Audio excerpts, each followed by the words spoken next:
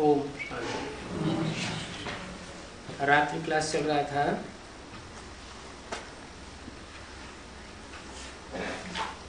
चार अगस्त 1967 का।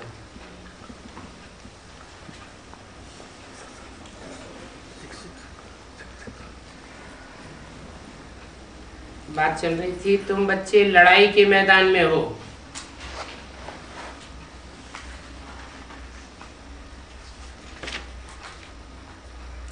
और ये लड़ाई किसके साथ है? 5 विकारों रूपी माया पर जीत पानी है। तमो प्रधान से सतो प्रधान बनना है। कब जीत पावेंगे?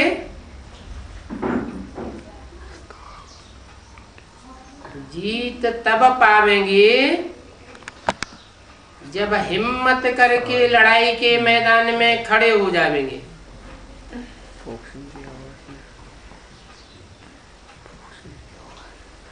हिम्मत वालों को बाप की मदद मिलती है।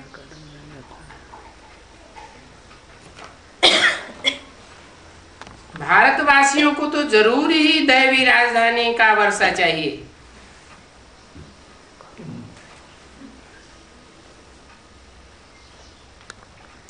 कहाँ के वासियों को नहीं चाहिए?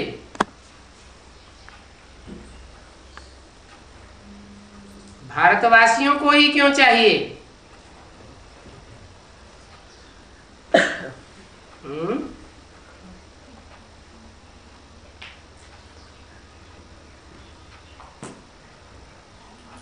अमेरिका वासियों को नहीं चाहिए?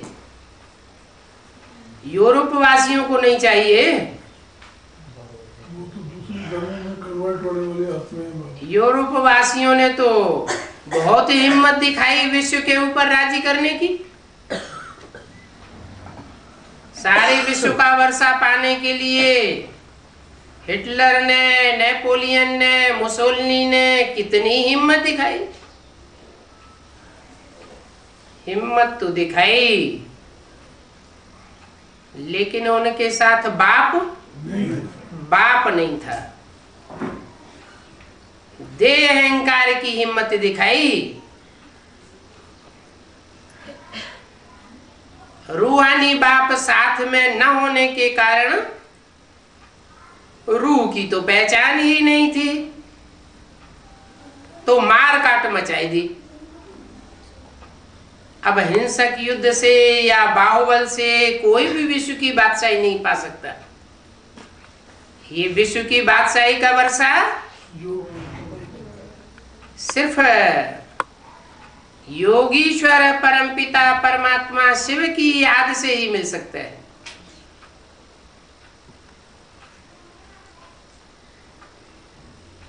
ये याद वर्षा दिलाने वाली है। योग बल से विश्व की बादशाही गाई हुई है। बाहुबल से कोई को भी हिस्ट्री में विश्व की बादशाही मिली नहीं, और असली हिस्ट्री भी किसी के पास नहीं है।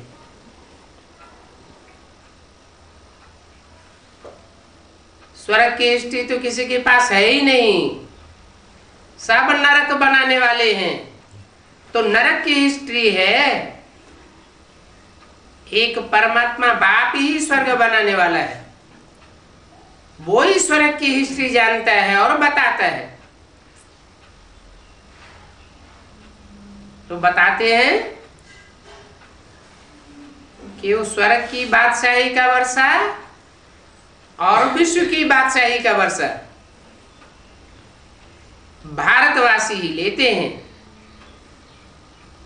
दूसरे विनाशी खंडों के वासी नहीं लेते हैं।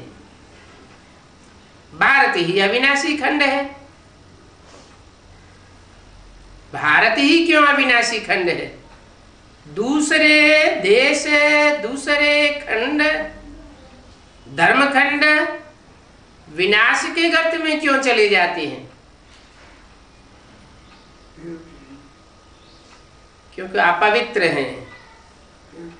वहां व्यभिचार पनपता है, वहां का कायदा कानून ऐसा है जो मानवीय धर्म पिताओं ने स्थापन किया है। डाइवोर्स की प्रथा भारतवासियों की प्रथा नहीं है। भारतवासी पुनर्जन्म को मानते हैं। जिसके साथ अंजाम एक बार किया तो सारा जीवन उसके साथ निभाना चाहिए। जोड़ना सब जानते हैं, लेकिन निभाना बहुत थोड़ों को आता है। दुनिया की आबादी 500-700 करोड़, उस आबादी में से थोड़े से भारतवासी निकलते हैं जो प्रीति की रीति को निभाते हैं। भगवान बाप आकर के सच्ची प्रीति की रीति बताते हैं और कहते हैं कि भारतवासियों को ही वो वर्षा मिलना है।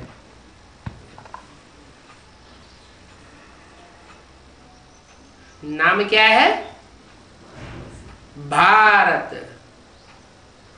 भा माने आभा, रत माना लगे रहे। कौन सी आभा? पवित्रता की ही आभा होती है। देवताओं के मस्तक के चारों ओर आभा दिखाई जाती है ना, वो कौन सी आभा है? प्योरिटी की आभा है। ये प्योरिटी क्या चीज है? एक के साथ बुद्धि योग का कनेक्शन। जैसे लक्ष्मी नारायण के चित्र में दिखाया है, राधा की दृष्टि कृष्ण में लगी हुई है और कृष्ण की दृष्टि एक राधा में लगी हुई है, और कोई में भी उनका बुद्धि योग सारे जीवन नहीं जाता।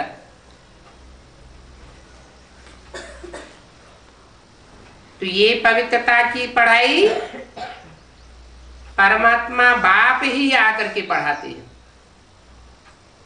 और जो भी मनुष्य मात्र गुरु हैं, धर्म पिताएं हैं, वो ऐसी पवित्रता की पढ़ाई नहीं पढ़ाई सकते। इसलिए दुनिया उनके आने के बाद नरक ही नरक बनती जाती, रौरव नरक बनती। परमात्मा बाप जो पढ़ाई पढ़ा के जाते हैं, उसके बाद ये दुनिया स्वर्ग बनती है। कारण क्या है स्वर्ग बनने का और नरक बनने का?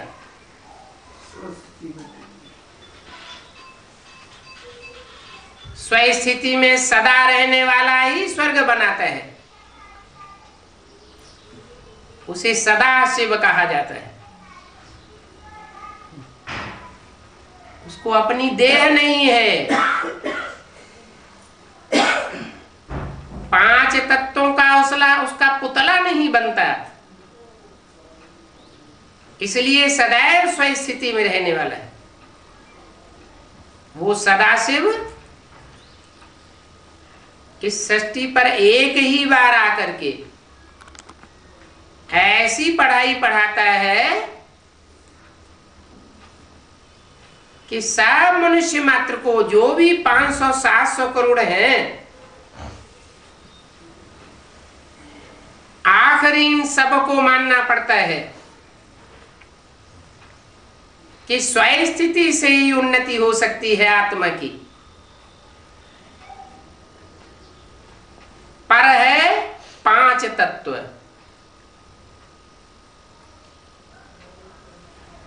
ये रावण का हिस्सा है।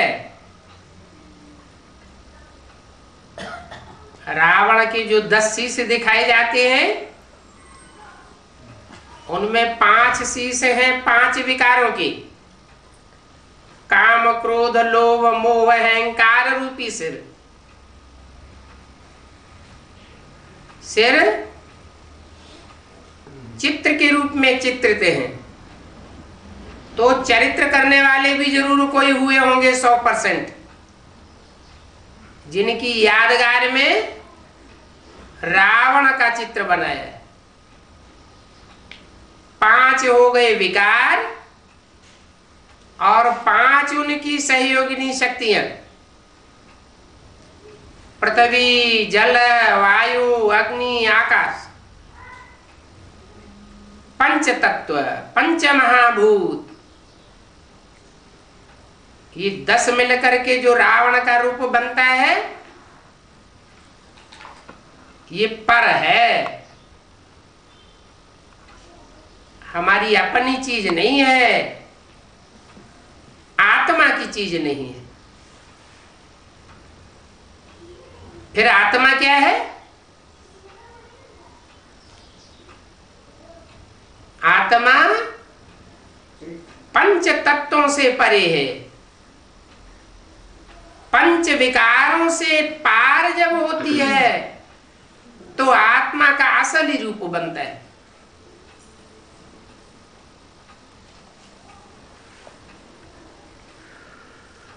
मन अमन हो जाता है ऐसी स्थिति में। इसलिए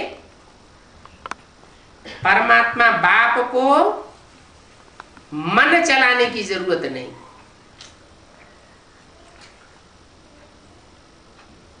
मन अमन है, सोचने की जरूरत नहीं, इसलिए वो असोचता है। असोचता है तो अकर्ता है, अकर्ता है तो पाप पुण्य से परे है। जो सदैव पाप पुण्य से परे है, असोचता है, अकर्ता है, वो जन्म मरण के चक्र से भी छूटा हुआ है सदैव के लिए। अगर वो भी जन्म मरण के चक्र में आता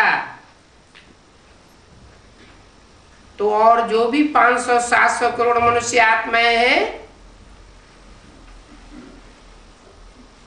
उनको छुड़ाने वाला कोई भी नहीं।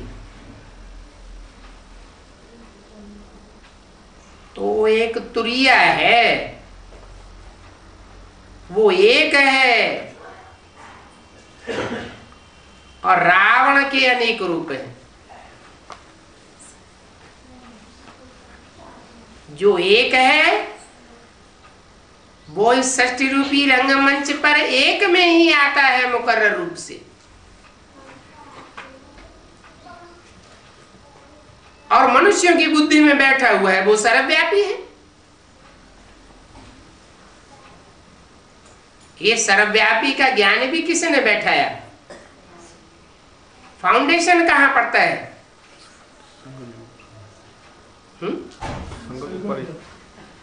फाउंडेशन भी ब्राह्मणों की संगम युगी दुनिया में सर्वव्यापी का पड़ता है।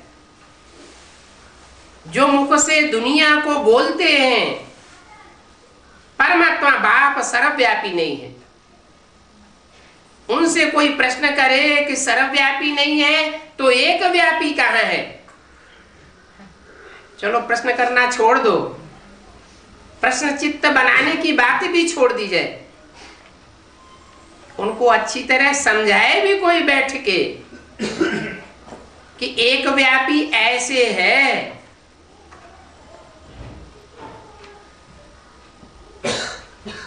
भगवान बाप ही आकर के बताते हैं कि एक व्यापी कैसे है, तो सुनने के लिए तैयार नहीं।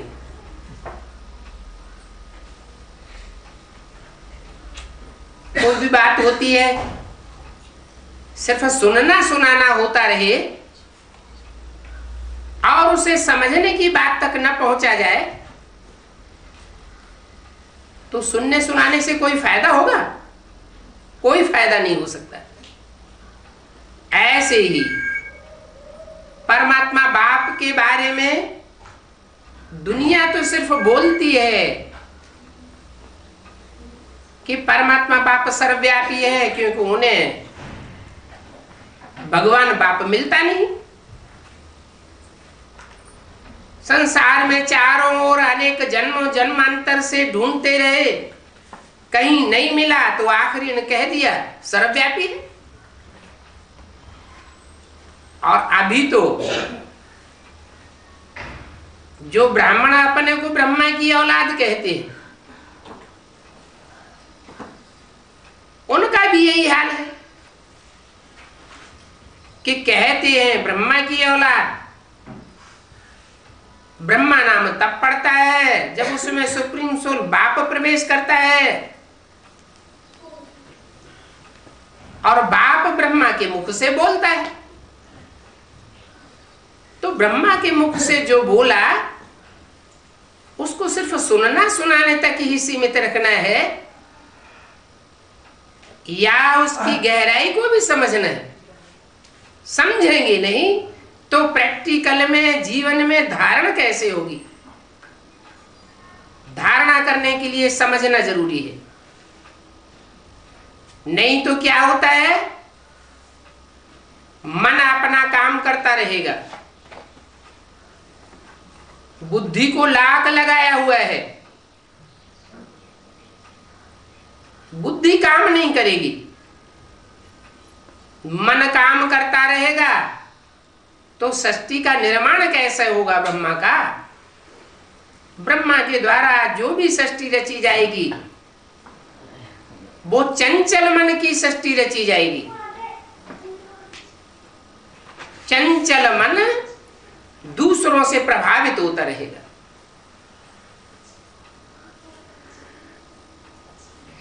दूसरे धर्म पिताओं से प्रभावित होता रहता है, धर्म के फॉलोअर्स से प्रभावित होता रहता है। यज्ञ के आदि से ही मनरूपी ब्रह्मा कहो, मनु कहो, जिसकी औलाद मनुष्य कहे जाते हैं, वो सुनने सुनाने का कार्य होता रहा। सिर्फ सुनना और दूसरों को सुनाना, झांझ मृदंग बजे मजीरा बजाना,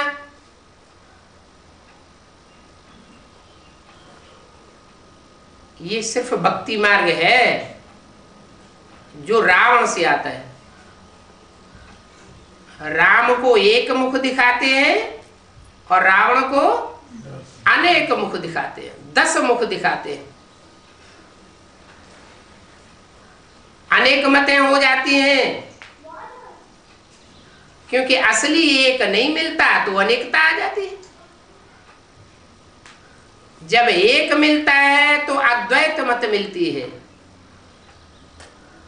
और अनेक मतें आती हैं तो द्वैत मत हो जाती है। 2 में से 2, फिर 2 में से 2, मतांतर बढ़ते जाते हैं, यहां तक कि तुंडे तुंडे मतिर भिन्ना। एक ही परिवार में 10-12 सदस्य हैं, 10-12 के 12-12 मत। एक किसी पार्टी को सपोर्ट करेगा, दूसरा दूसरी पार्टी को सपोर्ट करेगा, तीसरा तीसरी पार्टी को सपोर्ट करेगा। क्या कहेंगे? खून खराब हो गया परिवार का क्या? हाँ, विविचार संसार में फैलने से परिवार का खून खराब हो गया।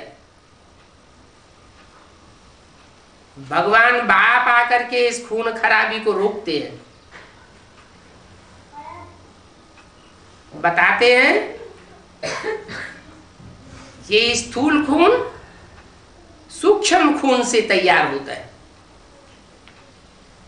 सूक्ष्म खून है मन के संकल्प। जैसे स्थूल खून 2 प्रकार का होता है, 2 प्रकार की धमनियों में बहता है, शुद्ध खून और अशुद्ध खून। ऐसे ही जो सूक्ष्म खून है वो संकल्पों का खून भी दो प्रकार का है। श्रेष्ठ खून वो है जो परमात्मा बाप की श्रीमत से तैयार होता है। जो ब्राह्मण ब्रह्मा के मुख से निकली हुई बातों को गहराई से समझकर अपने जीवन में एक्ट में लाती है और दूसरों के जीवन को भी परिवर्तन करने के निमित्त बनती है, उनका संकल्पों का खून अपने को भी श्रेष्ठ बनाता है। मन को तो श्रेष्ठ बनाता ही है। जब मन संपूर्ण शुद्ध हो जाता है, संकल्प शुद्धि हो जाती है श्रीमत पर चलते चलते, तो तन का खून भी शुद्ध होने लगता है। आज की दुनिया में भी देखा होगा, बीमारी आती है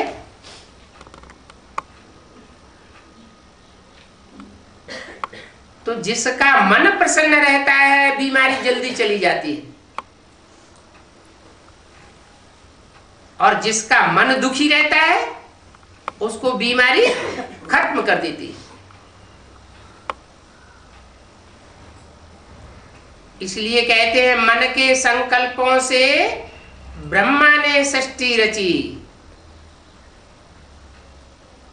सूक्ष्म चीज का ज्यादा महत्व है या स्थूल का महत्व है? आत्मा है सूक्ष्म और देह स्थूल।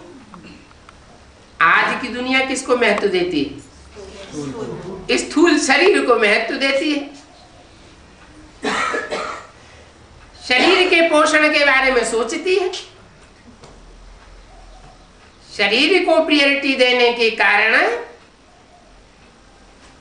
5 तत्वों से जो बना हुआ शरीर है वो विकृति को पाता जाता है। शरीर बाद की चीज है और आत्मा पहली चीज है। जैसे कोई वृक्ष होता है तो वृक्ष में जड़ें, तना, टहनियां, पत्ते बाद की चीज है। पहले क्या है? बीज है। तो जो मूल है, जो कारण है, उस कारण को पकड़ना चाहिए, उसके ऊपर कंसंट्रेशन करेंगे तो सब ठीक हो जाएगा। इसलिए बताया कि जो सदैव स्व स्थिति में रहने वाला बाप है वो स्वर्ग की स्थापना करता है। मनुष्य आत्माएं, उनमें भी कुछ श्रेष्ठ आत्माएं थोड़ी सी है जो परमात्मा बाप के पढ़ाई पढ़ाने पर स्व स्थिति में टिकने का प्रयास करती है, पुरुषार्थ करती है और नंबरवार वर्षा प्राप्त करती है। वो है भारतवासी आत्मा। कहां की वासी? भारत भी स्थूल और भारत भी चैतन्य सूक्ष्म आत्मा भी है। उस चैतन्य को जो पहचान लेते हैं, जिस चैतन्य भारत में भगवान बाप आते हैं, तो पहचानने वाले उसकी याद में रहते हैं। और जिन्होंने पहचाना नहीं, उसको नहीं पहचानते हैं तो कोई को तो पहचानते होंगे। 63 जन्मों में जिससे प्रभावित होते रहे उसको पहचानते हैं।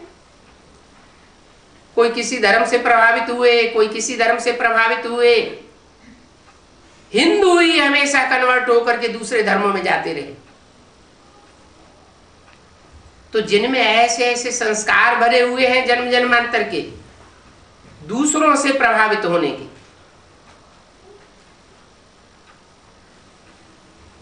का ईश्वरीय वर्षा कट हो जाता है। ईश्वर से जो संपन्न प्राप्ति होनी चाहिए वो प्राप्ति नहीं कर पाते। अभी बाप कहते हैं माम एकम याद करो। कोई जूदम धर्म पिता या धर्म गुरु या मनुष्य मात्र को याद न करो, सब ठगत हैं, ठगने वाले हैं A to Z। क्यों? क्योंकि सृष्टि पर जो भी मनुष्य मात्र हैं जन्म मरण के चक्र में आने वाले,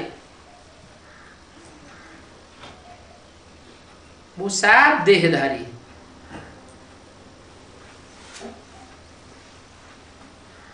स्वारथी है। रथ माना शरीर। तो जो भी स्वार्थी है, देहधारी है, वो सबका कल्याण कर ही नहीं सकते, अपना भी कल्याण नहीं कर सकते। इसलिए मैं कहता हूं माम एकम याद करो।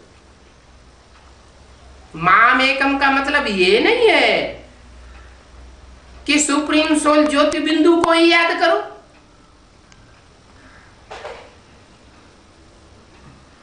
सिर्फ सुप्रीम सोल ज्योति बिंदु को ही याद किया और जिसमें प्रवेश किया उस स्वरूप को नहीं याद किया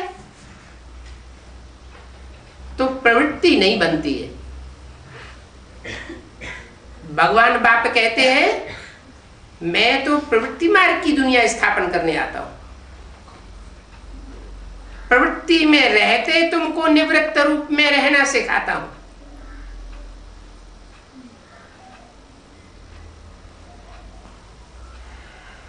मैं आप समान बनाने आता हूं। इसका मतलब ये नहीं है कि मैं बिंदु बनाने आता हूं। इसलिए स्पष्ट किया कि बिंदु जैसे जड़वत अगर शरीर न धारण करे तो सुप्रीम सोल बाप भी बताते हैं कि मैं तो 5000 वर्ष परम धाम में रहता हूं। परम धाम में तो जैसे जड़वत स्थिति है,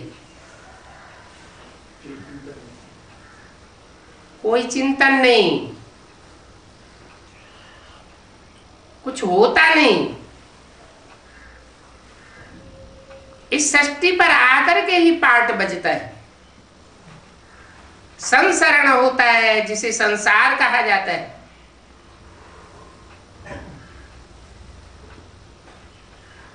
और ये सृष्टि दो के द्वारा कंट्रोल्ड होती है।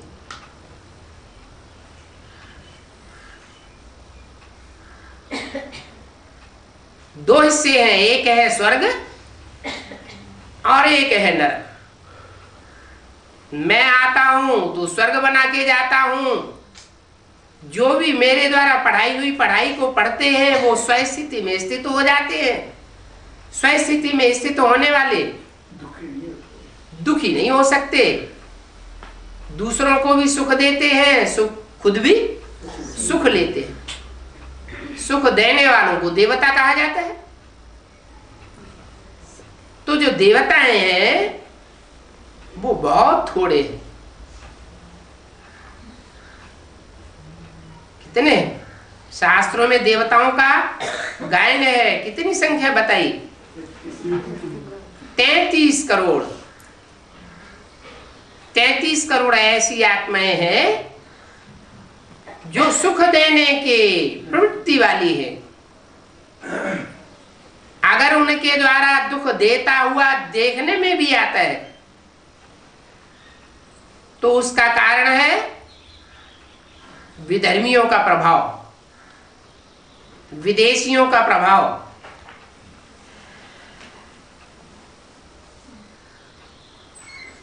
स्वचिंतन को भूल जाते हैं, स्वस्थिति को भूल जाते हैं, तब ऐसा होता है। तो मूल बात बताते हैं कि भारतवासियों को जो मैं आकर के वर्षा देता हूं, उस वर्षे की प्राप्ति का मूल है स्वस्थिति। स्वस्थिति में टिकेंगे तो अपने लिए स्वर्ग का निर्माण करेंगे। पर का चिंतन करेंगे। पर माना 5 तत्व।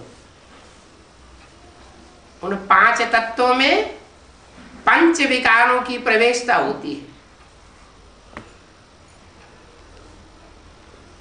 जब पंच विकारों में प्रवेशता होती है, किस आधार पर? अगर आत्मिक स्थिति में टिके रहे तो पंच विकारों की प्रवेशता होगी, पंच तत्वों में नहीं होती। तो आत्मिक स्थिति में टिकने वाली आत्मा पंच तत्वों को भी सात्विक बना लेती है। चोला ही सात्विक मिलता है। आज का जो चोला है उसमें 10 इंद्रियों से गंध ही गंध निकलता है, और स्वस्थिति वाले देवताओं का जो चोला होगा उसमें सुगंध ही सुगंध निकलेगी, बदबू का नाम निशान नहीं होगा। तो स्वस्थिति से स्वर्ग बनता है, माना आप भी विचारी दुनिया बनती है। और परचिंतन अर्थात देह के चिंतन से नरक बनता है। जो नरक बनता है वो देवताएं नहीं बनाते, भगवान नरक नहीं बनाता। जो नर है, जो मनुष्य है, मन को चलाने वाला है, वो नरक बनाता है। तो भगवान बाप आकर के सिखाते हैं मन मना भव। मेरे मन के अंदर कोई संकल्प नहीं चलता, निराकारी स्टेज वाला हूं, निसंकल्पी स्टेज वाला हूं। तो तुम भी ऐसी ही प्रैक्टिस करो। क्या करो?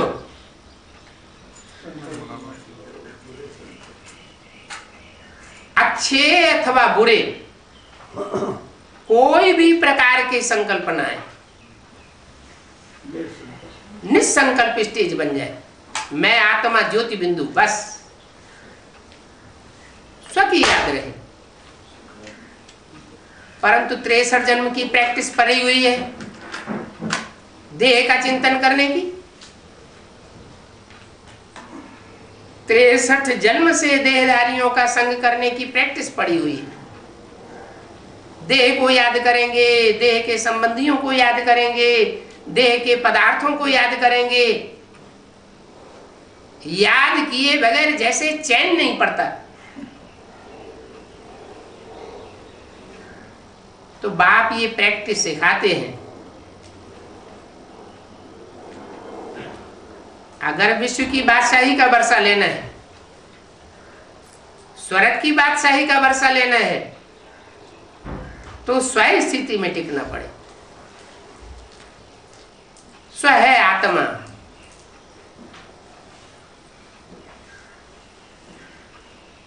एटम की तरह सूक्ष्म है। वो एटम होता है जड़।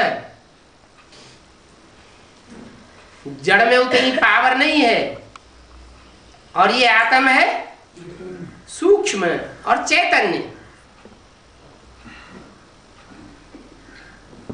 इसकी स्मृति में टिकेंगे तो 63 जन्म जो पुरुषार्थ करते आए ऊंच उठने का, वो एक ही जन्म में ये पुरुषार्थ ऊंचा उठा देगा। नर को नारायण बनाने वाला पुरुषार्थ है। ये मूल बात है पुरुषार्थ की। और कोई तपस्या नहीं बताते हैं। जैसे ऋषि मुनियों के लिए शास्त्रों में लिखा है, एक टांग से खड़े रहते थे, उल्टे खड़े हो जाते थे, प्राणायाम चढ़ाए देते थे, ऐसा देह का कोई पुरुषार्थ नहीं सिखाते, सिर्फ कहते हैं खाते पीते उठते बैठते चलते फिरते कोई भी कर्म इंद्रियों से कर्म करते, सिर्फ क्या करो, मुझे याद करो। जैसे को याद करेंगे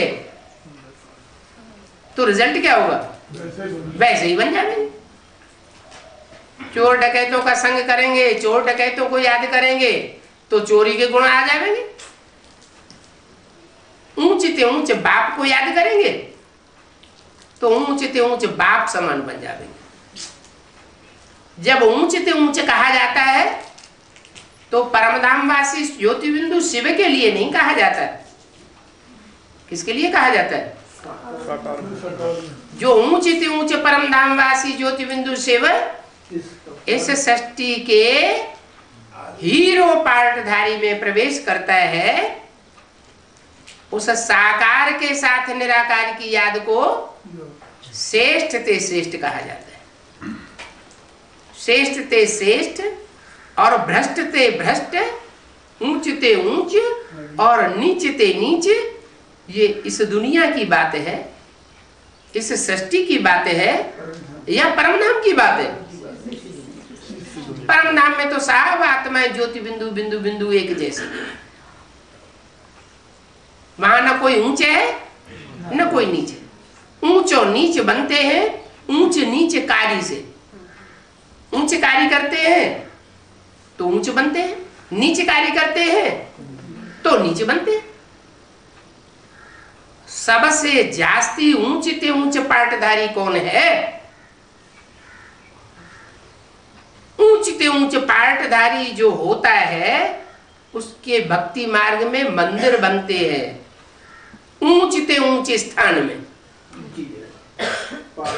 ऊंची स्टेज की यादगार है। और थोड़े मंदिर नहीं बनते हैं, जो ऊंचे ऊंचे है उसके ढेर के ढेर मंदिर बनते हैं। थोड़ी सी यादगार नहीं है।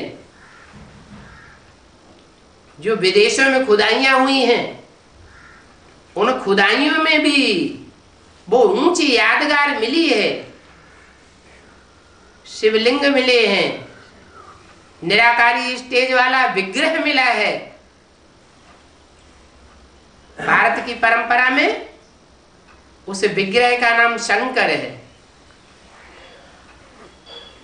और जैनियों की परंपरा में उस विग्रह का नाम तीर्थंकर है।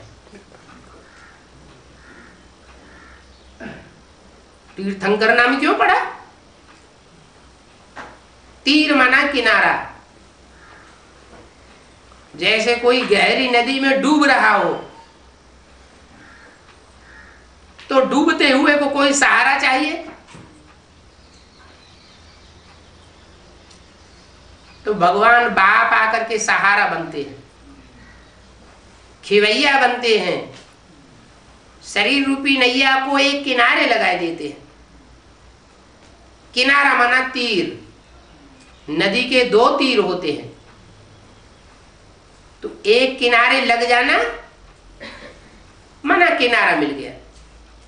और किनारा भी ऐसा नहीं, श्रेष्ठ ते श्रेष्ठ किनारा।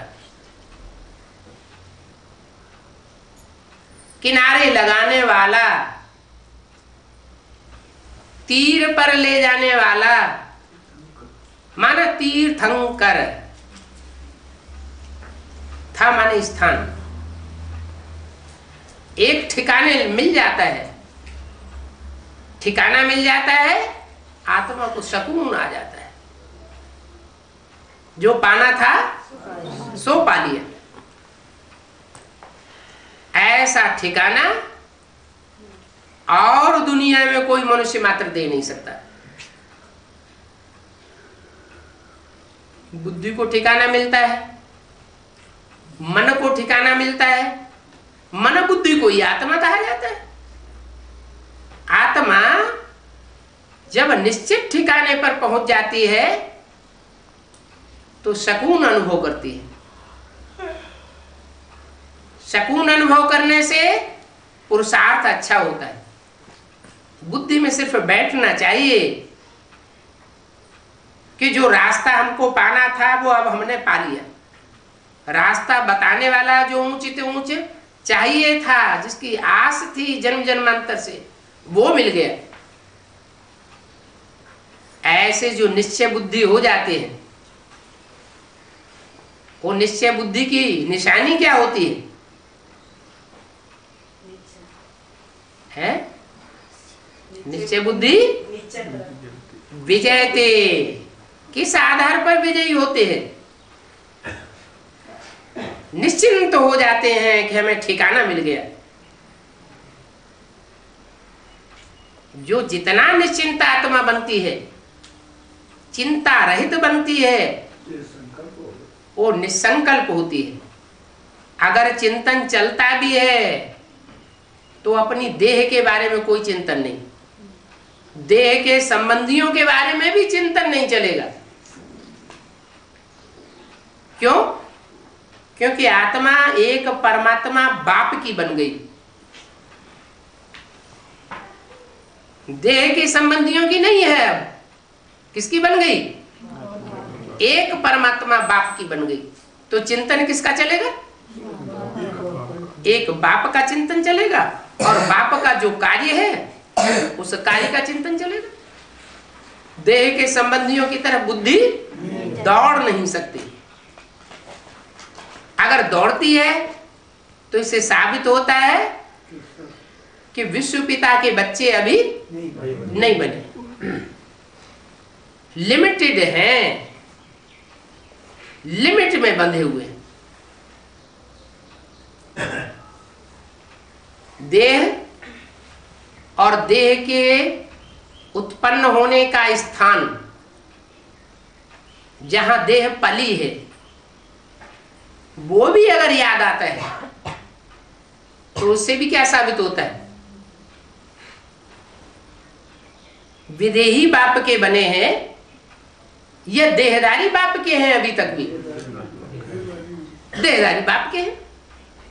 नहीं तो बाप का जो ज्ञान है वो सारे विश्व के लिए, विश्व पिता है, सारे विश्व का कल्याण करने वाला है। तो विश्व पिता के बच्चे भी कैसे होंगे? सारे विश्व के लिए सोचने वाले होंगे, मनन चिंतन मंथन करने वाले होंगे। अपनी देह और देह के संबंधियों, देह के पदार्थों और देह के स्थान को देखने वाले नहीं होंगे। देखते हुए भी नहीं देखेंगे, सुनते हुए भी नहीं सुनेंगे। जैसे सारी दुनिया को देखेंगे वैसे उनको भी देखेंगे। ऐसे नहीं देह के संबंधियों के लिए प्रायोरिटी देंगे, देह के पदार्थों के लिए प्रायोरिटी देंगे, नहीं। जैसे सब जीते हैं वैसे हमें भी जीने का हक है। किसी बात में स्पेशलिटी नहीं चाहिए। भगवान बाप के बच्चे, जगन्नाथ के बच्चे हैं या श्रीनाथ के बच्चे? जगन्नाथ के बच्चे।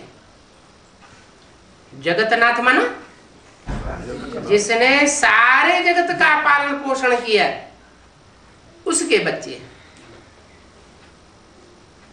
श्रीनाथ के बच्चे नहीं सिर्फ। श्रेष्ठनाथ कौन? श्रीनाथ कहा जाता है कृष्ण को, और जगन्नाथ कहा जाता है राम को। वो जगन्नाथ है सारे विश्व के प्रति सोचने वाला, कल्याण करने वाला, और वो श्रीनाथ है सिर्फ देव आत्माओं के लिए सोचने वाला। देव आत्मा है भारत की। कहाँ की है? विदेश की है कि भारत की है? भारत की। और सारा विश्व है सारे जगत का। सारे विश्व का कल्याण करना है या सिर्फ भारत का करना है? आम सारे विश्व का कल्याण और खास भारत का कल्याण करना है। खास भारत का कल्याण क्यों करना है? क्योंकि पता है जो विदेशी है, जो मूल रूप में विधर्मी है, वो 84 जन्म लेने वाले हैं ही नहीं। जब 84 जन्म ही उनके नहीं होते हैं पूरे, तो वो बाप से वर्षा लेंगे और तो विरोध करेंगे। अंत में बाप का विरोध करेंगे, बाप के बच्चों का विरोध करेंगे और विरोध करके अलग हो जाएंगे, विघ्न डालेंगे। उनके जन्म ही कम होते हैं। 83 जन्म होंगे, 82 जन्म होंगे, 81 जन्म होंगे, कम जन्म होंगे, पूरे 84 जन्म नहीं ले सकते। जो पूरे 84 जन्म लेने वाले हैं वो है बाप के सगे बच्चे, पक्के भारतवासी। आदि से लेकर के अंत तक बाप के साथ नंबरवार पार्ट बजाने वाले हैं। उनमें भी नंबरवार है। श्रेष्ठ से श्रेष्ठ जिनको नंबर मिलता है वो सिर्फ है 8। लेकिन माया उनको भी नहीं छोड़ती है। माया दुनिया में किसी को छोड़ती है? इसलिए माया रावण भी सर्वशक्तिवान कहा जाता है, राम भी सर्वशक्तिवान कहा जाता है। फिर दोनों में अंतर क्या है?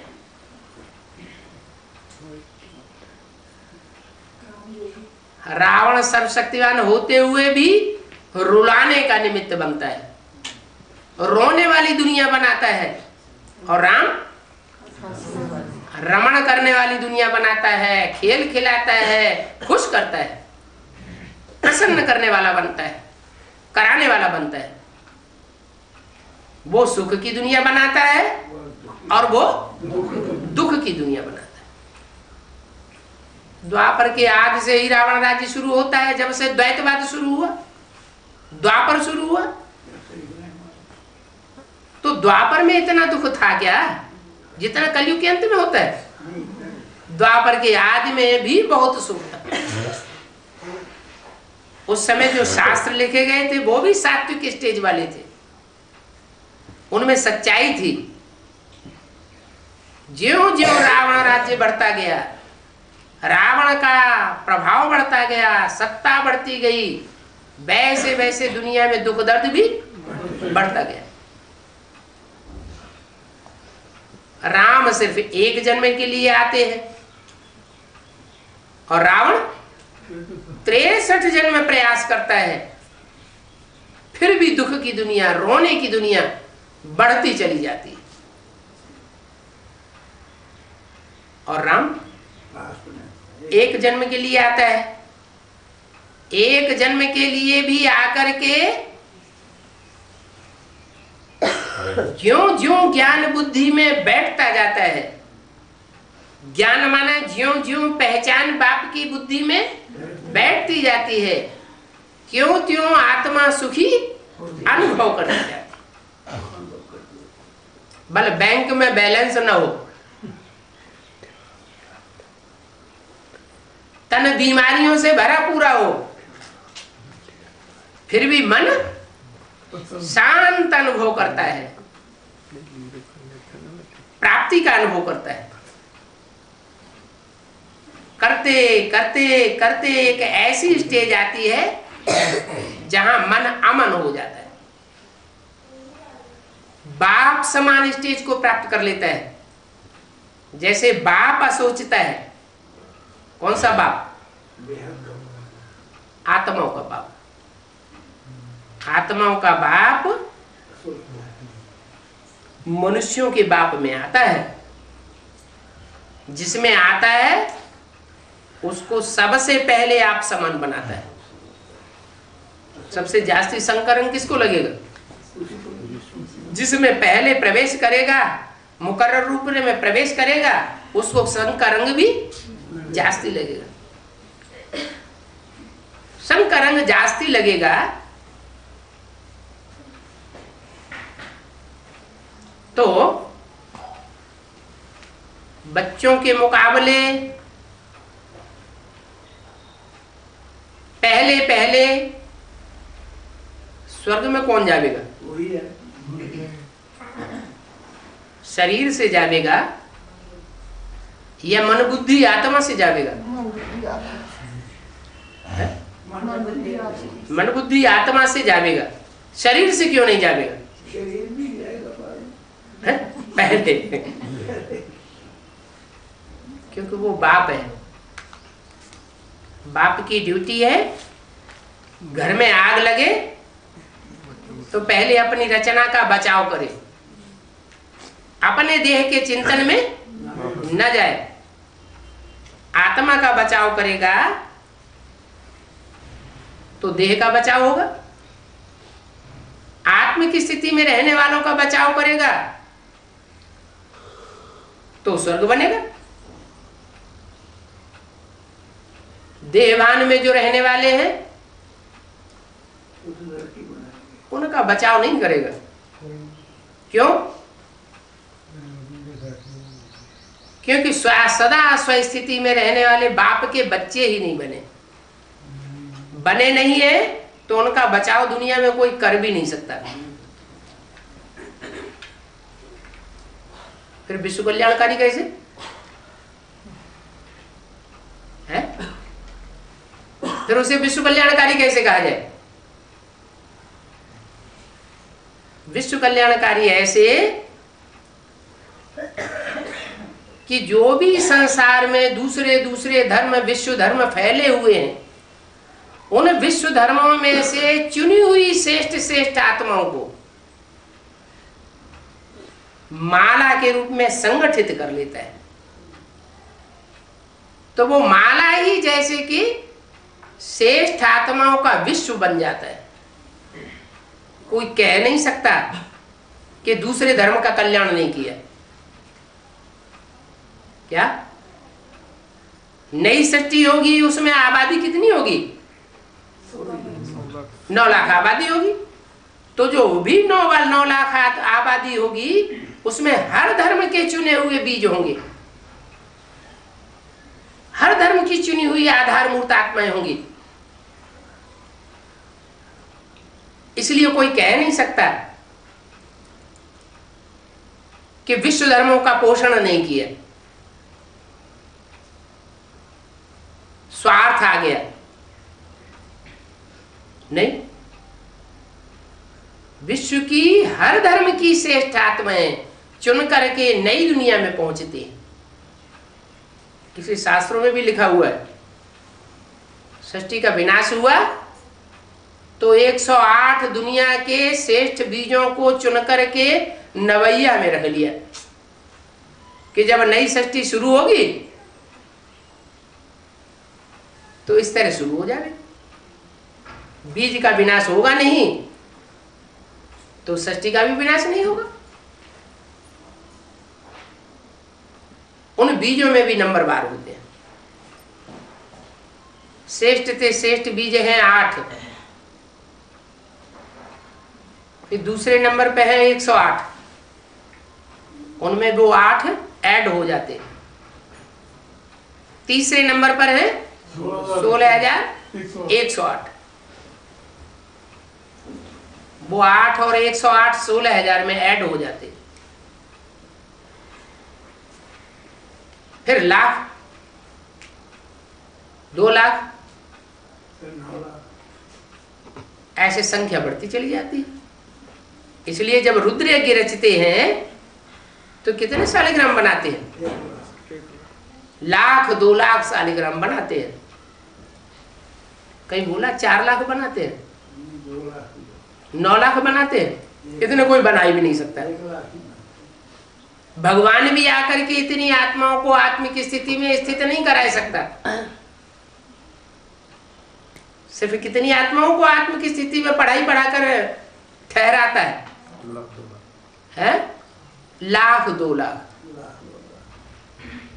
लाख कहो रुद्रमाला के बीज और 1 लाख विजयमाला के बीज। वो शालिग्राम के रूप में बनाए जाते हैं, सुबह को बनाते हैं और शाम को तोड़ देते हैं। मिट्टी के बनाते हैं। ये शरीर क्या है? मिट्टी का शरीर है। सुबह को बनाते हैं मतलब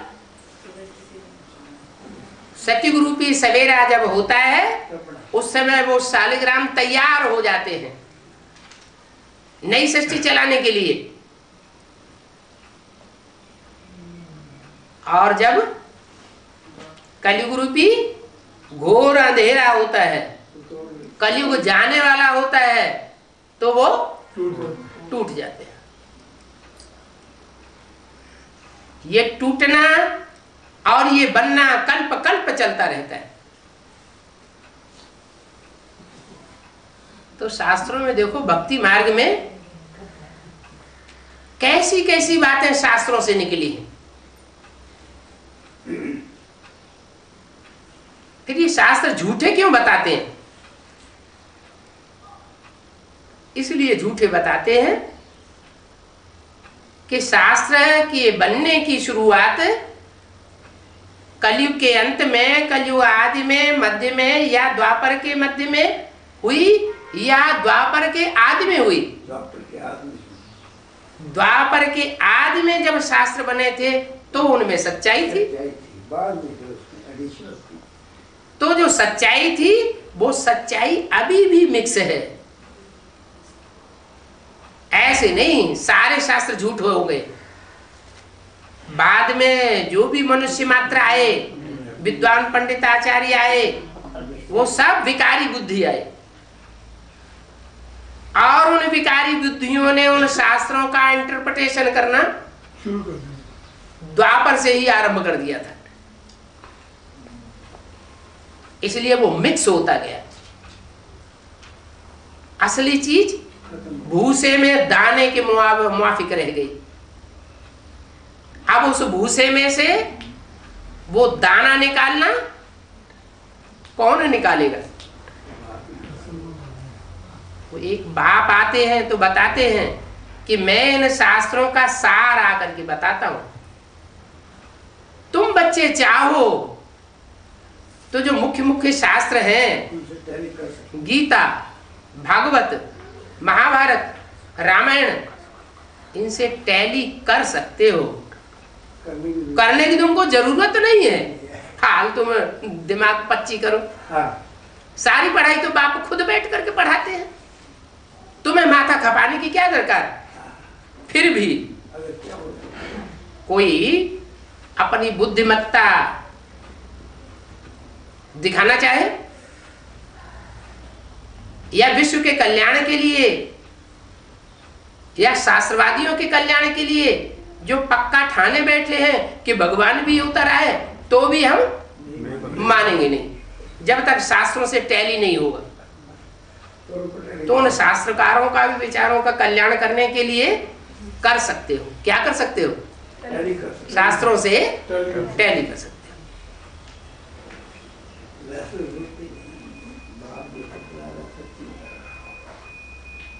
हो।